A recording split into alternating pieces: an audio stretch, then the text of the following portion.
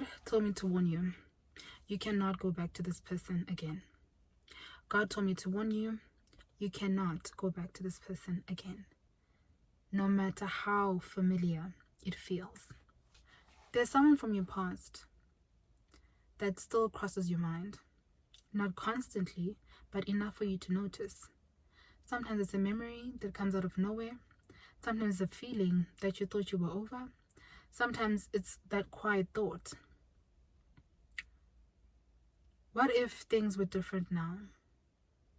And the truth is, what you had with this person wasn't enough. What you had with this person wasn't nothing. It meant something. That's why it's been so hard to fully close that chapter. Because you don't miss just the person.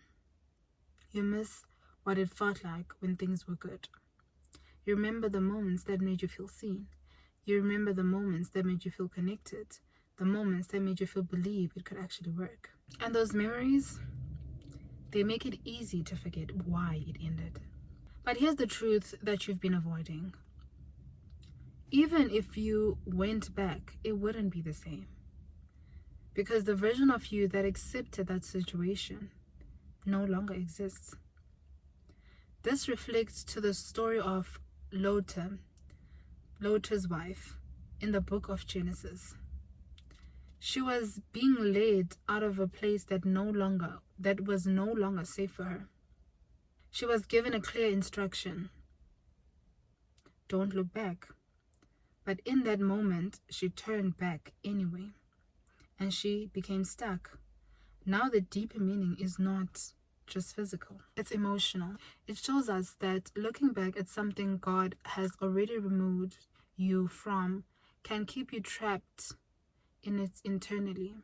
The challenge wasn't leaving. The challenge was letting go. So let me ask you something honestly. Are you missing the person, or are you missing the version of them that no longer exists? Because if you went back, you wouldn't be walking into something new.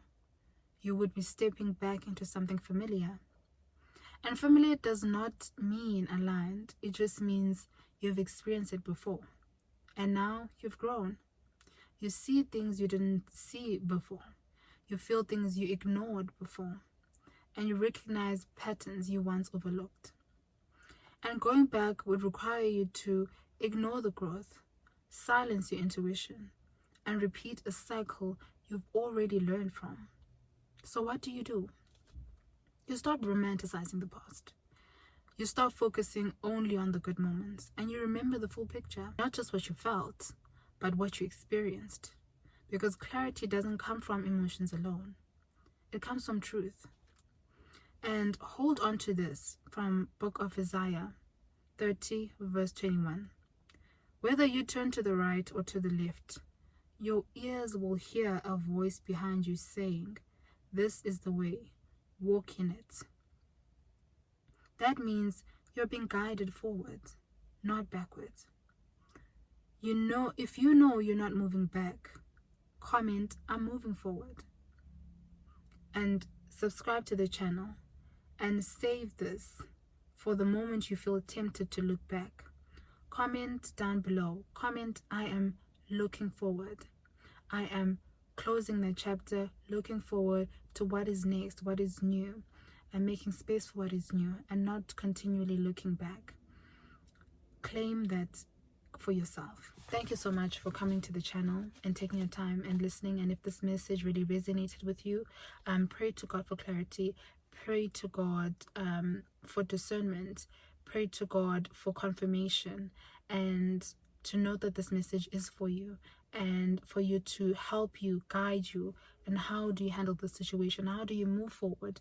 What are all the tools you need to have in your box that in order for you to continue to move forward, to continue to maintain the momentum forward? Pray to God. Find peace and find a knowing and a trusting that God is with you on this journey for you to continue to move forward and not look back, because He has not left your side. You just need to continue to trust Him and to help you continue in your forward movement. Thank you so much for coming to the channel, and I'll see you next time.